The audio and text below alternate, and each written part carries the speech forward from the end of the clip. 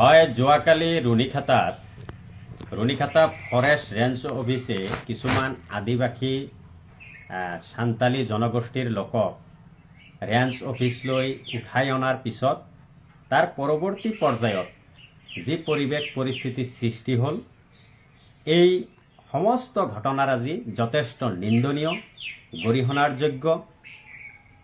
এটা অঞ্চলত স্থায়ীভাৱে শান্তি প্ৰতিষ্ঠাৰ হকে চৰকাৰ প্ৰশাসনৰ নিৰ্দিষ্ট কিছু নীতি থকাৰ প্ৰয়োজন। আজি এনে এক পৰিৱেশ পৰিস্থিতি BTAD অঞ্চলত গা কৰি উঠিছে। BTC অঞ্চলত কোনো জাতি জনগোষ্ঠীৰে কাৰো প্ৰতি বিশ্বাস, আস্থা, ভৰসা নোহোৱা হৈছে। জাতি জনগোষ্ঠীসমূহৰ মাজত যিটো ভাতৃত্ববোধ, জাতি জনগোষ্ঠীৰ মাজত যি বুজাপৰা, সহাৱস্থান, বিশ্বাস, এইবিলাক চৰকাৰখনে প্ৰতিষ্ঠা কৰাৰ ক্ষেত্ৰত চৰকাৰী নীতি বিফল হোৱা দেখা গৈছে। হাগ্ৰামা মহিলাৰী চৰকাৰখনে যোৱা 6 মাহ আগত শপত গ্ৰহণ কৰাৰ পিছৰ পৰাই এই অঞ্চলটো, অশান্ত জৰ্জৰ অঞ্চলটো যোৱা 5 বছৰে যেনেকৈ এক পৰিৱেশ পৰিস্থিতিৰ মাজত চলি গ'ল, সেই ধাৰাটো অক্ষুণ্ণ ৰখাৰ কাৰণে হাগ্ৰামা মহিলাৰী ডাঙৰীয়াৰ BTC প্ৰশাসনৰ তেনে কোনো নীতি আমি দেখিবলৈ নাপালোঁ, যাৰ কাৰণে যোৱা 6টা মাহেই বিক্ষিপ্ত বহু ধৰণৰ ঘটনা BTC অঞ্চলত ঘটিবলৈ পালে। যোৱাকালিৰ ঘটনাৰ আলম লৈ আজি সেই আদিবাসী তথা সান্তালী লোকসকলে ইমান সংখ্যক লোক একত্ৰিত হৈ পেলাই যি ধৰণে আইন হাতত তুলি যোৱাকালি ৰাতিৰ যি ঘটনা, এই ঘটনাৰ খবৰ বহিঃপ্ৰকাশ ঘটালে।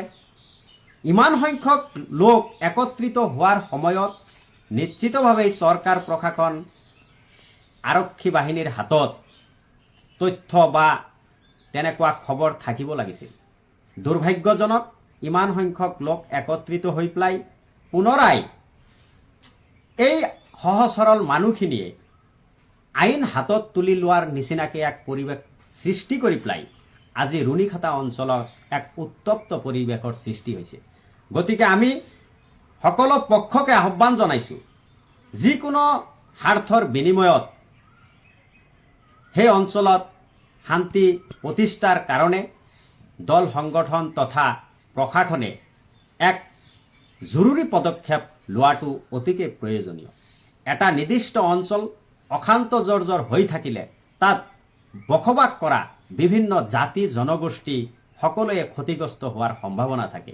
সেয়ে আমি ABMCৰ পৰা দাবী উত্থাপন কৰিছোঁ যে BTC অঞ্চলখন শান্ত কৰি ৰখাৰ কাৰণে হাগ্ৰামা মহিলাৰী ডাঙৰীয়া তথা প্ৰশাসনে যথেষ্ট ব্যৱস্থা হাতত লোৱাটো অতিকৈ প্ৰয়োজন।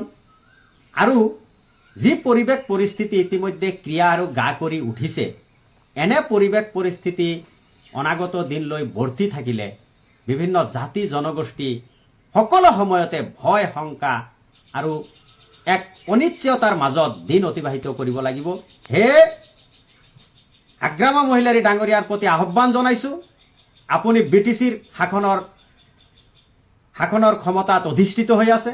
গতিকে BTC অঞ্চলখন আপুনি যদি সঁচাকৈ বিভিন্ন জাতি জনগোষ্ঠীৰ স্বাৰ্থৰ হকে সেই আসনখনত আপুনি অধিষ্ঠিত হৈছে বুলি নিজকে দাবী কৰে, তেন্তে আপোনাৰ কাৰ্যকালত যিবোৰ ঘটনা ইতিমধ্যে হৈ গ'ল, এই ঘটনাবিলাকৰ যাতে পুনৰাবৃত্তি নঘটে। অন্যথায় এনে ঘটনা আগন্তুক দিনলৈকে ঘটি থাকিলে নিশ্চিতভাৱে আপোনাৰ সেই মুখ্য কাৰ্যবাহী পদত অধিষ্ঠিত হৈ থকাৰ নৈতিক দায়িত্ব আপুনি হেৰাই পেলাব।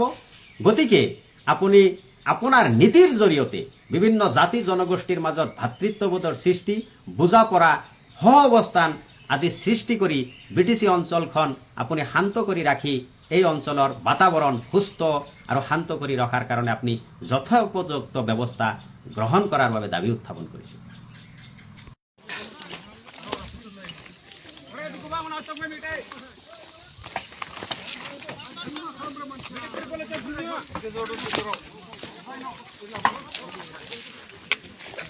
Toma,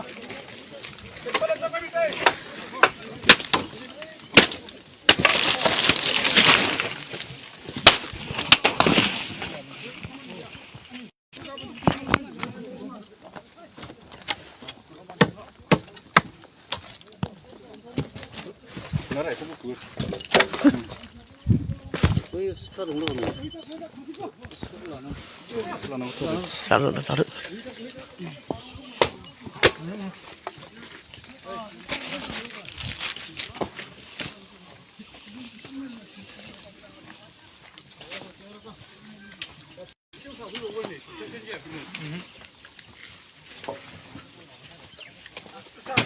তো আসল ঘর আছে, মাটিও আছে।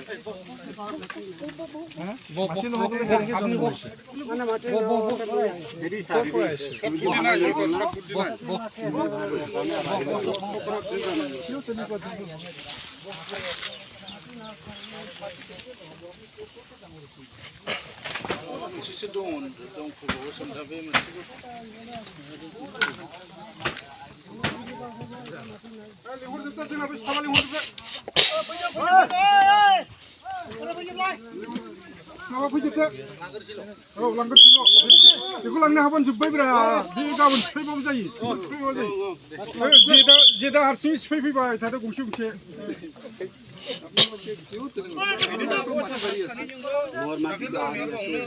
Sekolah jumpa ni iman nohon jumpa na. Deksin dah apa sekolah nohon nama. Apni iman naik boleh kiri ke mati loh thekli ho. Sabu sabu. Apni apni